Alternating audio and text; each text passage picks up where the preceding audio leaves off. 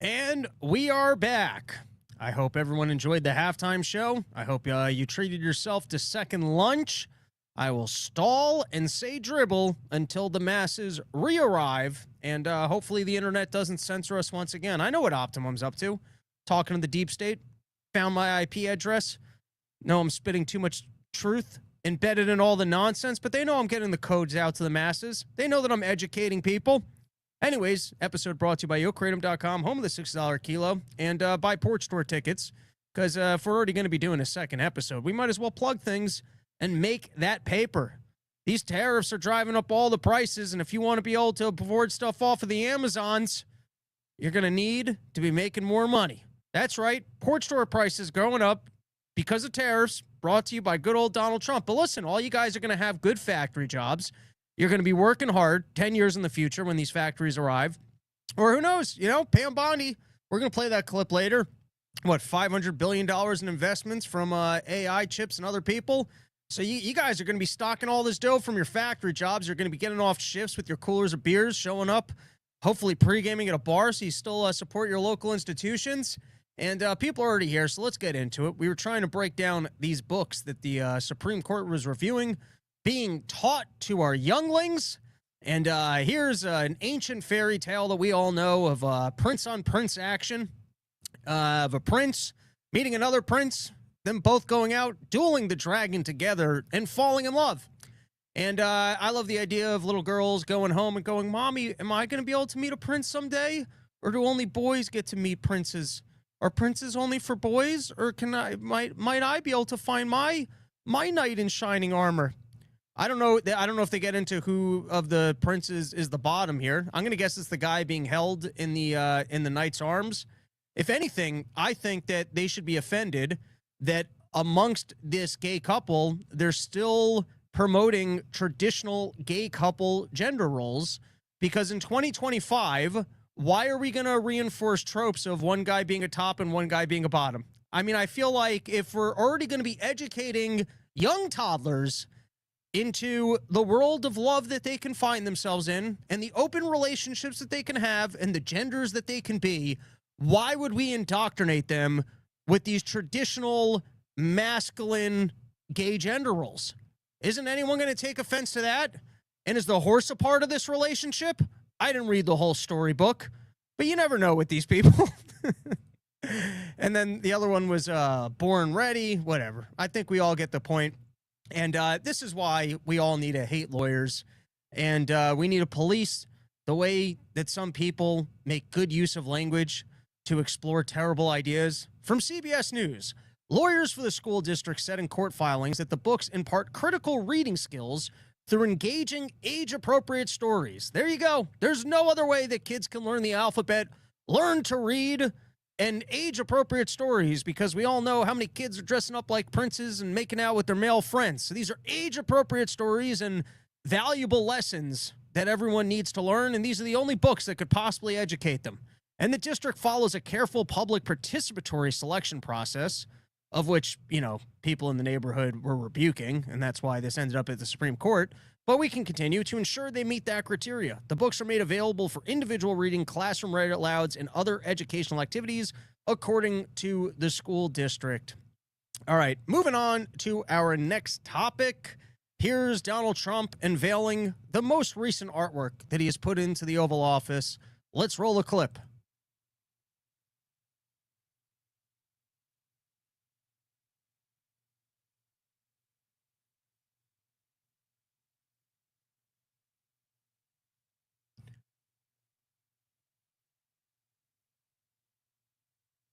Listen, I've said it.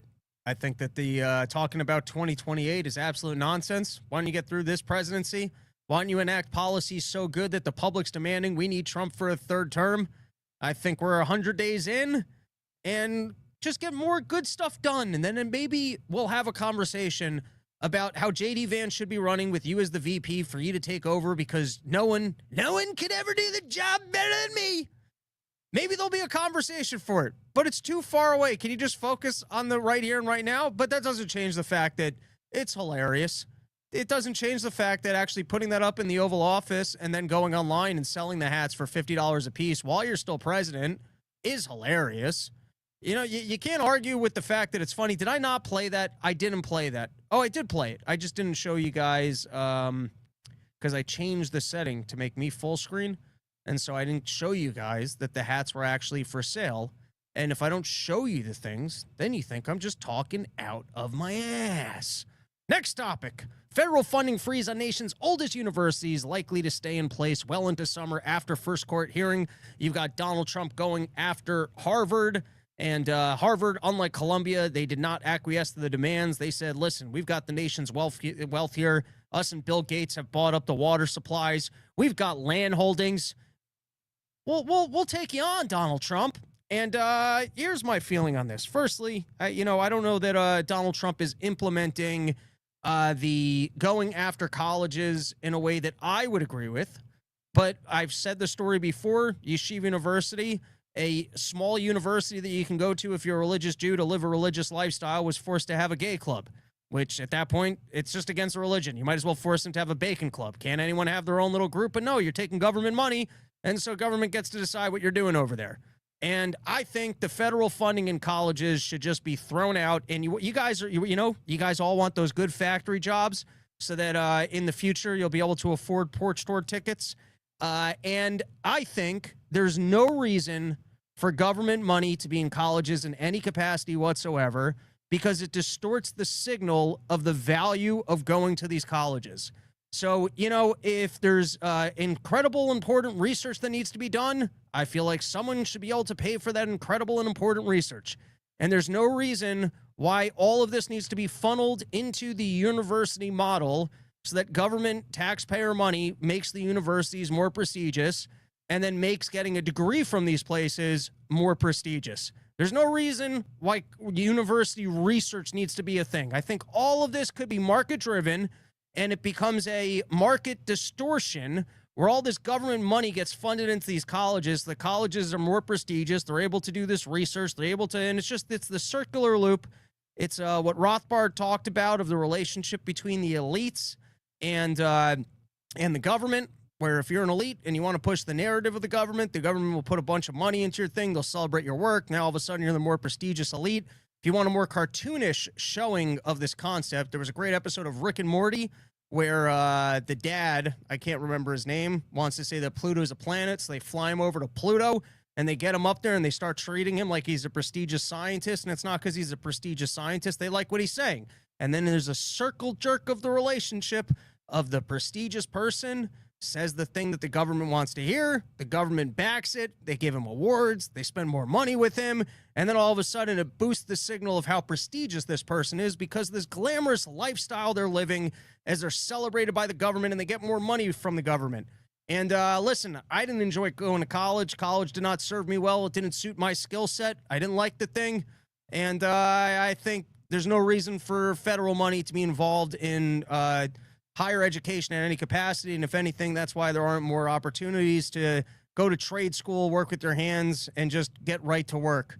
It's because college becomes prestigious, and it's in part because of all the government funding that goes in there that does all the non-college related things that have nothing to do with kids getting an education. And if you're going to pay for an education, you should be able to just pay for the education. If you want to know why the education's so expensive, it's because the government created an asset bubble, and essentially, in the funding that it made available for colleges, which didn't make college any cheaper.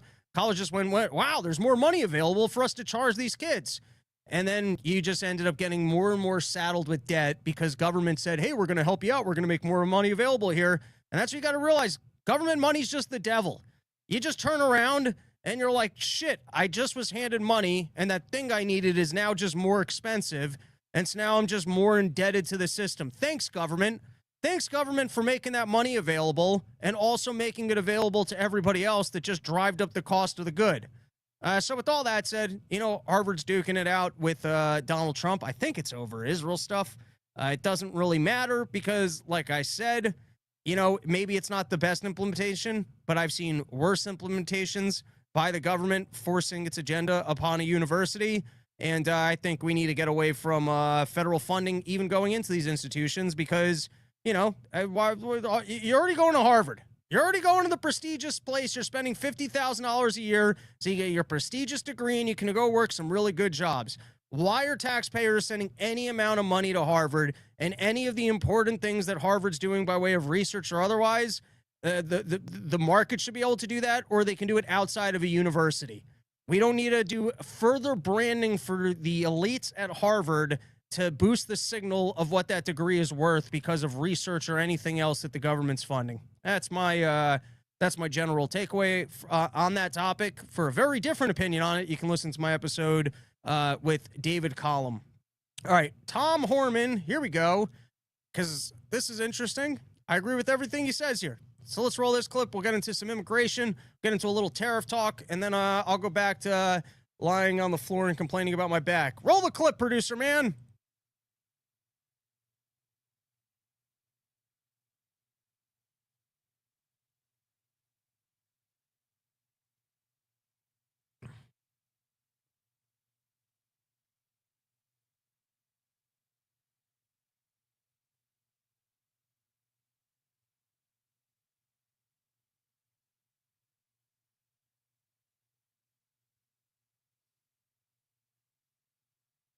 Oh, you guys are telling me no sound. All right. Listen. We're going to fix it. We'll get sound. Don't you guys get your panties all up in a bunch. We'll have sound soon enough. I will figure out what happened here that we have no sound. And I will make a quick correction. And I will have my producer taken outside and shot for making such errors, because we run a professional broadcast program here. And, you know, it's embarrassing when every time you go to play a video, a simple task, something numerous shows across the internet do on a daily basis. And how can anyone take your analysis seriously if every single time you go to play something, you have errors as simple as nobody can hear what you're trying to play? Let's try it again. Let me know if we got sound. 6 presidents, starting with Ronald Reagan. Every president ever worked for took border security seriously, because you can't have national security if you don't have strong border security. We got to know who's coming in, what's coming in, where's coming in, why it's coming in, right? Even President Obama and President Clinton took some steps to secure the border because they understood national security was important. Joe Biden was the first president in the history of this nation who came into office and unsecured a border on purpose. That's just a fact. We handed the Biden administration, after President Trump's first administration, we handed the Biden administration the most secure border in my lifetime, and he unsecured it on purpose. Now, President Trump and this administration here, the success is unprecedented. We beat Trump's first administration on border success. Border numbers are historic low. Today, as I'm standing here, we have the most secure border in the history of this nation, and the numbers prove it. President Trump's policies are saving lives every day. There's been studies done that says 31% of women that make that journey through use of cartels get sexually assaulted. When President Trump has illegal immigration down 96%, when 96% less people are coming, how many women aren't being sexually assaulted by the cartels? How many children aren't dying making that journey? How many women and children aren't being sex trafficked into this nation? How many known suspected terrorists aren't making it into this country? How many pounds of fentanyl isn't getting into this country to kill young Americans? How many women and children aren't sex trafficked? Under Joe. All right, I agree with every single word of that. And now I want to read a couple headlines, because I see a somewhat promising story in terms of fixing this illegal immigration issue. So the first is, illegal migrant accused of snatching Kristi Noem's Gucci purse was free after similar crime in New York City last month. And when I first saw the Kristi Noem story, I wasn't going to comment on it at all, because based on zero evidence whatsoever, I was like, this has to be bullshit. You're telling me that this lady who's been running with all these pictures and is running the entire operation was out in a store and she got her purse snatched and she had this much cash on her? She's living a fancy lifestyle. Gucci purse is filled with wads of cash, paying for dinners, out with nice Rolexes. But I wasn't going to say anything because I was like, I can't call bullshit without any evidence whatsoever. And I'm just being a hater now because I got no reason to say that it's bullshit. So, seemingly true story. But now here's what's interesting is that apparently the illegal migrant accused of snatching Kristi Noem's Gucci purse was free after similar crime in New York City last month. And, you know, government pitches us on governing, and then sometimes they turn around and they go, well, we can't possibly process all of this. We can't do all of this. We can't do all that. And that's why we got to step on and get rid of your rights. And I think there should just be more of a conversation instead of having terrorist titles and other things to make the process easier or smoother. If government's in the business of governing, and that's their pitch to us, why don't we do a better job of actually taking care of criminals when they engage in criminal behavior? And why don't we start going after police departments for negligence or otherwise, where people that have engaged in crime then just end up back on the streets? Maybe there should even be criminal penalties for judges or other liberal policies that take criminals and don't serve any justice, whatever. And I mean, there are a lot of stories in New York City with people just being let out, no bail, blah, blah, blah, etc., and then going on to do other crimes. And let's fix that. Why don't we make the focus on actually intersecting people, or I don't know if that's the word I was looking for, when they conduct crimes, when we can bust them for engaging in crimes? Why don't we boost our police departments that they can handle all these crimes, and then we can take care of these things? And on the same note, it came out later. Like I said, it was the ascending, cascading bullshit of Uno cards, of information back and forth. And so I had initially thought that the storyline of the guy from El Salvador ended up in Maryland, then got sent back to El Salvador, when there was a storyline out there that a police officer pulled him over and suspected him of engaging in illegal human trafficking. I was wondering, why did this guy just let him go? It must be that he wasn't really suspected of doing that. And then new evidence came out that the car that he was driving belonged to a human smuggler. And so it seems like, you know, maybe this guy was involved in smuggling people. But why are cops intersecting people that they think are human smugglers and just letting them off? And now you might say that it's just a single cop. He's alone on a road. He's got 10 immigrants in the back of a car. And so he thinks, hey, I better call for backup on this one. I better write this down. I better send it over to the FBI. And I better pretend like everything's cool, remain calm and collected, and let a whole team come take these guys because there's 10 of them and just one of me. And all of that, fine. Maybe that's acceptable behavior from the cops. But there's some scandal there that you could have this much evidence on someone and then just let them go. It's the same with why was he being able to hang out with a known MS-13 associate outside of a Home Depot? And so this is almost like the Doge thing when they started reading about how much fraud and abuse was in the system, how much money is just going to organizations that's making its way back to the Democrats, how much money is just making its way to NGOs, how much money is just making it to single people's bank accounts because they're pretending that they're of the age of Social Security. And so you almost start seeing a good storyline in the fraud and the abuse where you're like, hey, if we actually focus on this, we might be able to clean up the system and maybe our debt is not as big of a mess as we think it is. I think the entitlement programs will come to bite us in the ass at some point, but it's a lot sexier of a sell for, hey, we can continue to do your Medicaid and your Social Security and pay for your health care if we can get on board with tracking down all the fraud and the abuse. And so we need everyone to champion this and be excited about us finding fraud and abuse, because that's going to be our ability to continue to borrow money and potentially actually fund your Social Security account. And so on this case, I think we could refocus, instead of talking about how we need to ramp up our efforts of calling people terrorists and having no due process in terms of evicting people. Well, I think you can just deport people from the country without much of a court case. I think depositing them into jails, particularly from countries that they don't originate from, is a bigger problem. But with that said, in both of these incidents, neither of these people should have just been wandering the streets based off of the earlier crimes that they had actually committed. And I'm just saying, I think that there could be a real conversation here for all the people that were upset about the response by the country after George Floyd and talked about that the police departments were no longer getting public support. I feel like there's a great storyline here to talk about how we need to empower our police departments to actually prosecute all this criminal behavior.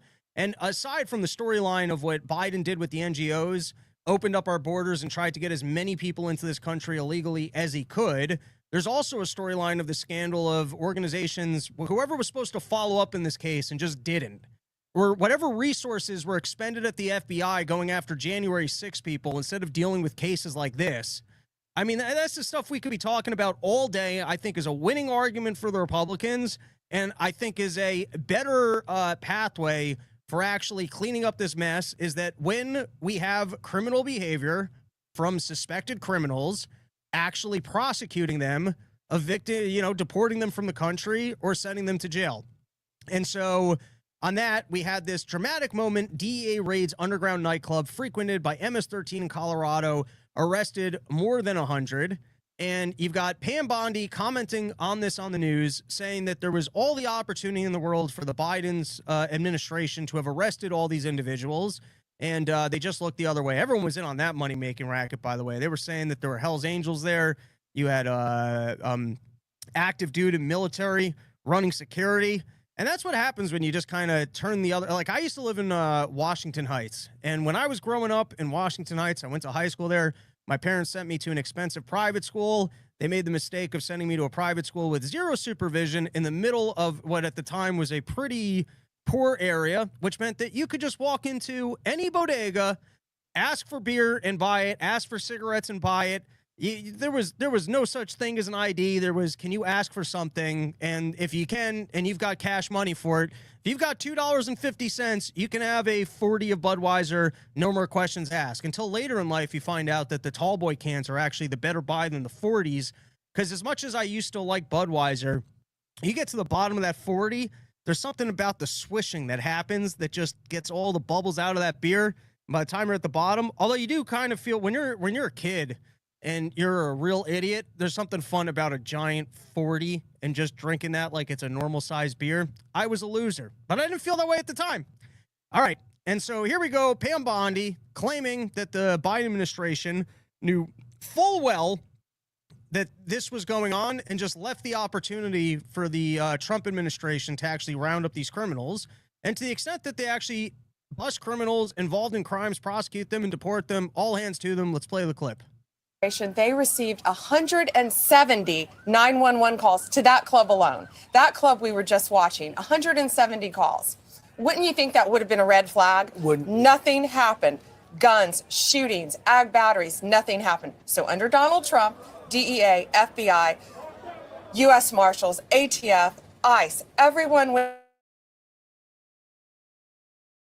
got 115 illegal immigrants, right, aliens in our country, arrested them, 2 with warrants, 12 guns seized. So what would happen in this club is you would go in, security would give you a menu of drugs, cocaine, there's something new called pink cocaine, meth, you could go in a bathroom stall, get that, there was prostitution, all these things going on. Hey, it was a good place to party.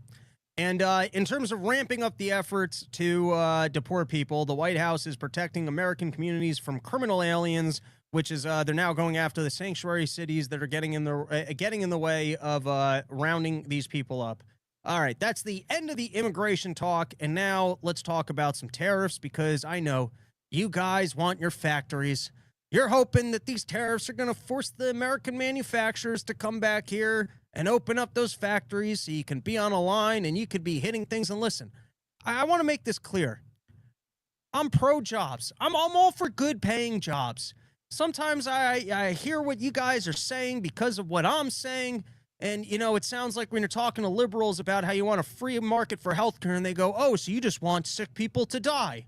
No, I think with a free market, you would end up with cheaper and better healthcare options. Or one time there was this libertarian event going on in New York City. And some random guy walked by and he's like, what's this all about? That's a libertarian event. What's libertarian? We're really into freedom. And he's like, well, I like freedom. Why haven't I heard of this libertarian thing? We get to talking. And then he goes, so you guys like guns? And I'm like, yeah, we love guns. And he goes, oh, so you must want kids to die in schools. And I'm like, you drive a car. Do you like car accidents? Is that way? Are you pro car accidents because you drive a car? Is the only legitimate usage of a gun having some criminal kid go into a school and shoot up the school? Yeah, that's why I like guns. There's no other usage for guns. The reason why I like guns is because I want to see kids die. And so when I'm over here and I'm trying to defend free markets, it's because I think that the free markets does a better job of allocating goods and resources than the government, and that you will have more opportunities for good jobs than the government starting to step in and driving up the cost of original goods that can then lead to factory work or other manufacturing or whatnot in this country. So I want to make it clear. I'm all for you having a good job. I'm not against jobs. I'm not against factory jobs, whatever your bliss is. There could be some future thing where you're in one of those like giant robots that you see in the movies when they're fighting aliens, but instead you just got a hose of Adderall and you're working in a giant exoskeleton suit and the most productive person on the planet, waving like some giant welding thing. I don't know, whatever your bliss is. Or maybe it's just you're in the factory and the thing comes by and you want to be able to stand there all day and crank a screw on as the thing goes down. Whatever it is that you're looking for, I'm all for it. And if you want to know what got in the way of your factory job, my guess is it's regulation and inflation are probably the bigger drivers of why you're not able to easily find this factory job that you're looking for. I don't think that it's actually the fact that we import raw goods for cheaper from other countries. Now, with that said, for those who want more manufacturing jobs and you think that tariffs are the way to get there, are you mad about the tariff walkbacks? Are you mad that if Donald Trump gets concessions from other countries that we can import our goods with less tariffs, that he's not just keeping the tariffs? Because you swear by tariffs as being a great system for forcing American manufacturing. So are you actually upset if Donald Trump walks back the tariffs, or he isn't more aggressive about the tariffs, because you think that they're absolutely good even if they're just not a tool for concessions? So I'm curious, are you actually upset about the walkback? All right, I'll ask you another one. For those that think he has the tariffs just right, that he's not flying off the seat of his pants, he's not just listening to Peter Navarro, but he's actually got a full-fledged strategy. The fact that he's making adjustments for companies such as General Motors, and that General Motors will not have to pay tariffs, at least for now, on raw items such as steel, does that mean he initially got something wrong, or are you outraged about the fact that now car manufacturers are still able to import steel without tariffs?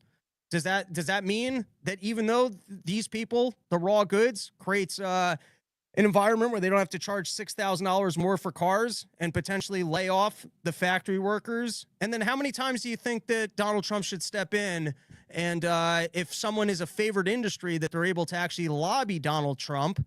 Is that the environment? Is that the environment that you guys like? If you have the power and resources to lobby Donald Trump and let him know how the tariffs are going to actually disrupt your business and is going to erode the jobs that you've created. So doesn't that just become a favorable environment for the companies that are able to actually lobby the government or be able to skirt the laws? We're going to be able to see the airlines got a good scam going as well.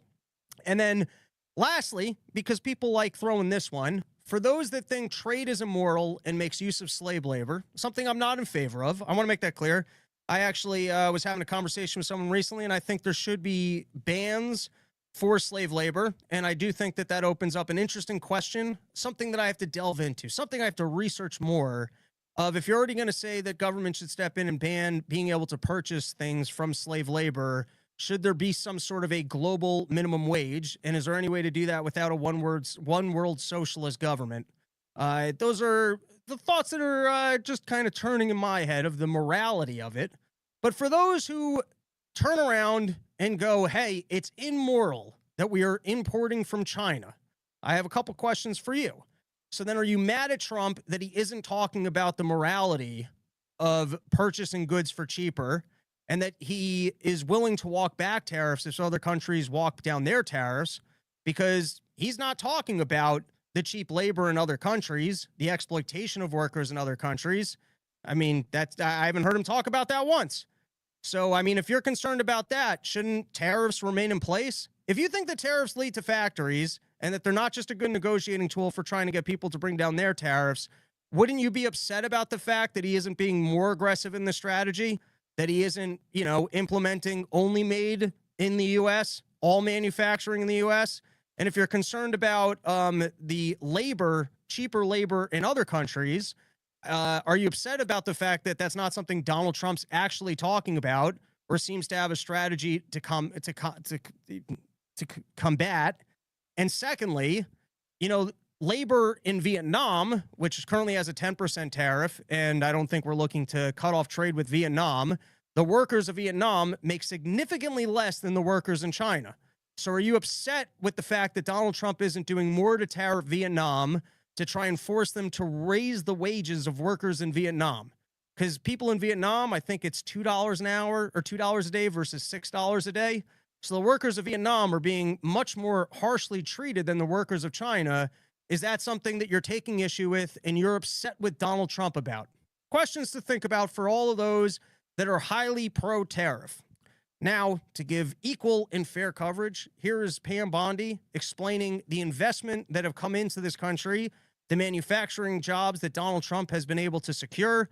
I believe some of these date back to actually Joe Biden and what he was doing with the investment into microchips, something that I still just see as favoring preferred industries, and something that probably could have happened if you just walk back regulation, which a lot of which is a choice about how much pollution you want to have here. There is a benefit to some manufacturing taking place in other areas, which is then they have to deal with more of the costs of pollution, which is just, the air quality or other things. But here you have it. And most of the pitch here has to do with rolling back regulation and creating these jobs. And then I guess tariffs creating a favorable environment for these companies to want to then invest in the jobs. But, just to give some credit where credit is due, here is Pam Bondi pitching how much investment has come into the United States since the beginning of actually, it's not since the beginning of the Donald Trump administration, because these are estimates and they do include some of what Biden did. But let's roll the clip. Commitments under the Trump administration have reached more than $5 trillion, including $500 billion from Apple in U.S.-based manufacturing and training, $500 billion from NVIDIA in AI infrastructure, $100 billion from TSMC and U.S.-based chips manufacturing, and the $500 billion private investment by OpenAI, Oracle, and SoftBank in AI infrastructure as well. All of these investment commitments are estimated to generate at least 451,000 new high-paying jobs for American workers and families. At this point, President Trump has secured more investment. This is totally ADD of me. But Junior, the video of Trump unveiling the hat was not real, LOL. That was put over him unveiling that original Declaration of Independence that was put into the Oval Office. All right, maybe I was fooled by something that randomly came across my Twitter feed that I thought was news. Fair enough. That's a comment section. I might have been goofed on by that video. Investments in the United States of America in 100 days than Joe Biden did in 4 years. President Trump is America's businessman in chief, and that's why these trillions of dollars in investments are flooding to our country. The business community is bullish on America because President Trump is back in charge. Tomorrow, the president will host CEOs and leaders from several companies that have made these investments to tout their historic commitments to our country and encourage others to follow suit. Under President Trump, there has never been a better time to invest in America.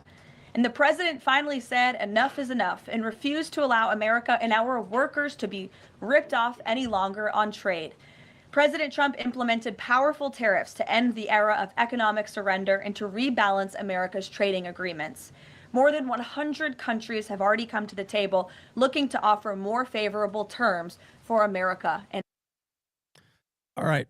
And now we already see some concessions on the back of tariffs. One, you've got Mexico is going to be making good on a deal of the amount of water that it's supposed to be providing to Texas farmers.